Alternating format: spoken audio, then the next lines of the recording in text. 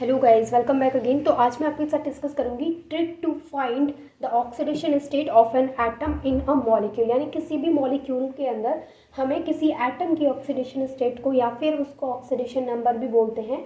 तो अगर हमें उसकी ऑक्सीडेशन स्टेट को निकालना होगा तो हम उसको किस तरीके से विद ट्रिक निकाल सकते हैं।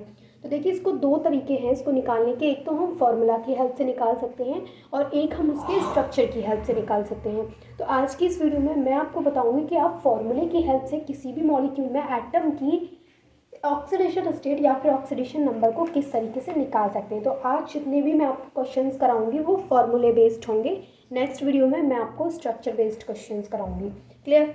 तो सबसे पहले देखिए, ऑक्सीडेशन स्टेट या फिर ऑक्सीडेशन नंबर को निकालने से पहले आपके माइंड में ये चार चीज़ें होनी चाहिए। ये चार चीज़ें क्या हैं कि oxidation state of alkali metals. Alkali metals क्या होते हैं? तो पीरियोडिक टेबल में एल्कली मेटल्स क्या होते हैं? Lithium, sodium, potassium, rubidium, caesium, francium.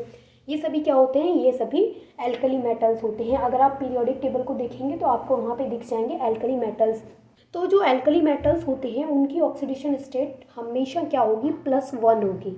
ठीक है, उनकी ऑक्सीडेशन स्टेट या फिर हम कह सकते हैं ऑक्सीडेशन नंबर क्या होगा? +1।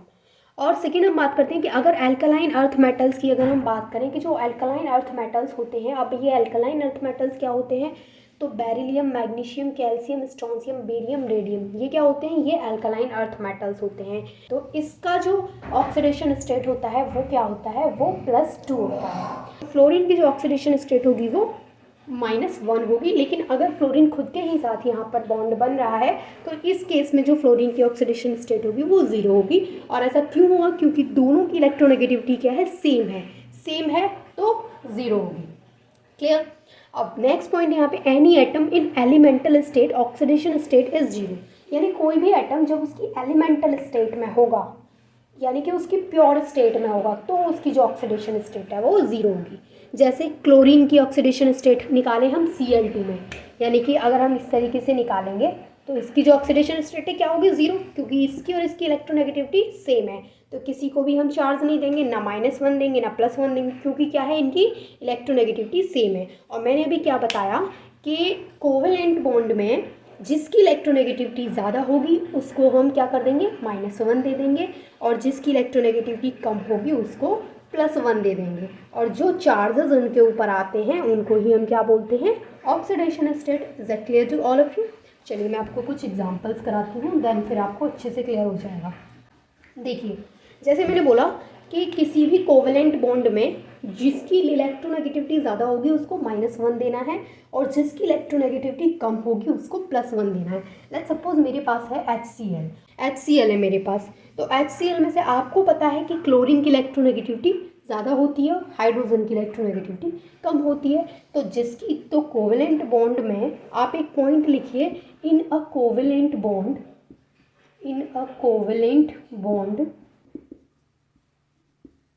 ये पॉइंट लिख लीजिए कि कोवेलेंट बॉन्ड में जिसकी इलेक्ट्रोनेगेटिविटी ज़्यादा होगी उसको हम -1 दे देंगे, जिसकी इलेक्ट्रोनेगेटिविटी कम होगी उसको +1 दे देंगे।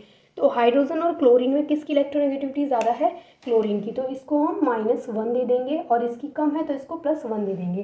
तो यहाँ पर हम क्या बता सकते हैं कि इसकी इलेक्ट्रोनेगेटिविटी ज़्यादा है तो इसलिए इसको -1 दे दिया, इसकी कम है तो इसको +1 दे दिया। तो हाइड्रोजन की यहाँ पे जो ऑक्सीडेशन स्टेट है वो क्या निकल के आई है? इसके ऊपर जो चार्ज है, यानी formal charge on an atom क्या होता है? वो उसका ऑक्सीडेशन नंबर होता है। तो हाइड्रोजन का यहाँ पे ऑक्सीडेशन नंबर क्या निकल के आया है? +1।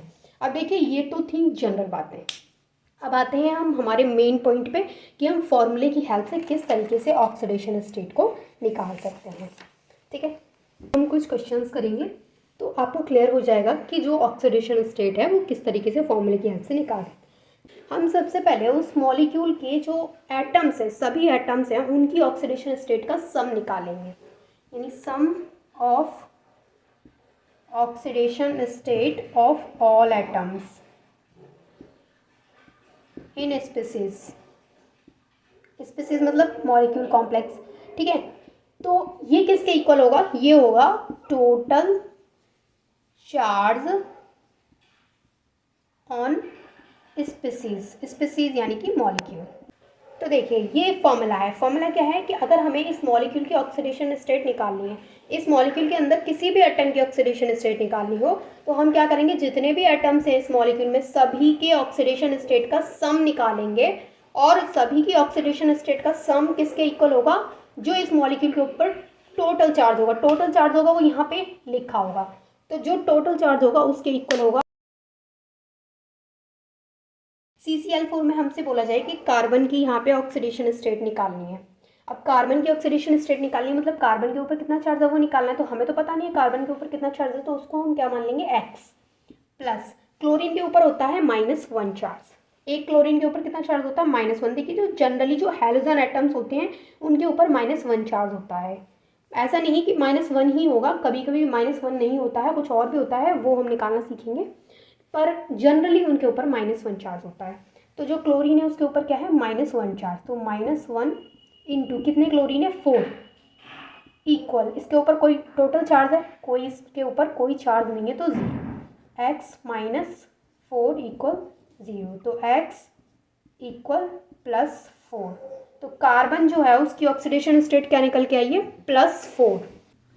इसी तरीके से हम कर सकते हैं, जैसे हमारे पास है H3PO2 और यहाँ पे हमें निकालनी है फॉस्फोरस की, P की हमें यहाँ पे क्या निकालनी है ऑक्सीडेशन स्टेट निकालनी है, तो इसको तो मान लेंगे हम x। हाइड्रोजन के ऊपर कितना चार्ज है +1 और हाइड्रोजन कितने हैं 3, प्लस ऑक्सीजन के ऊपर कितना चार्ज होता है -2 इंटू कितने ऑक्सीजन है 2 इक्वल, इस टोटल इसके ऊपर कोई चार्ज नहीं है तो 0। अब ये क्या हो जाएगा x 3 1 3 +3 2 2 4 -4 equal 0, x -1 equal 0, x equal +1। यहाँ पे जो फॉस्फोरस है उसकी ऑक्सीडेशन स्टेट क्या निकल के आई है +1। Is that clear? इसी तरीके से आप निकाल सकते हैं सल्फर इन SO3, इसमें हमें क्या निकालनी है, हमें सल्फर की निकालनी है, तो उसको मान लेंगे x प्लस ऑक्सीजन के ऊपर कितना चार्ज होता है -2 इंटू कितने ऑक्सीजन है 3 इक्वल 0, क्योंकि इसके ऊपर कोई चार्ज नहीं है, x -2 है तो 2 3 6 -6 इक्वल 0, तो x इक्वल +6। यहाँ पर जो सल्फर की ऑक्सीडेशन स्टेट है वो क्या है, वो +6 है। अब ये तो था कि इनके ऊपर कोई चार्ज नहीं था तो मैंने आपको बता दिया। अब अगर कोई चार्ज होता है तो जैसे नाइट्रोजन की हमें निकालनी है, किसके ऊपर NO3 -1, इसके ऊपर -1 चार्ज है और यहाँ पे हमें नाइट्रोजन की ऑक्सीडेशन स्टेट निकालनी है, तो कैसे निकालेंगे, तो नाइट्रोजन को तो मान लेंगे x, उसकी ऑक्सीडेशन स्टेट पता नहीं तो x मान लिया, प्लस ऑक्सीजन के ऊपर कितना चार्ज होता है -2 इंटू कितने ऑक्सीजन है 3 इक्वल, अब हम 0 नहीं करेंगे क्योंकि इसके ऊपर क्या है +1 चार्ज है, तो सॉरी -1 चार्ज है तो हम -1 करेंगे, 0 नहीं करेंगे। 0 कब करते हैं, जब कोई चार्ज नहीं होता है। तो यहाँ पे हो गया x 2 3 6 -6 इक्वल -1, ये हो गया x -1 + 6 x 5। यहाँ पर जो नाइट्रोजन है और ये प्लस का 5 है, नाइट्रोजन है उसकी ऑक्सीडेशन स्टेट क्या निकल के आएगी +5। तो इस तरीके से आप किसी भी मॉलिक्यूल में एटम्स की जो ऑक्सीडेशन स्टेट है उसको निकाल सकते हैं। And thank you so much for watching this video.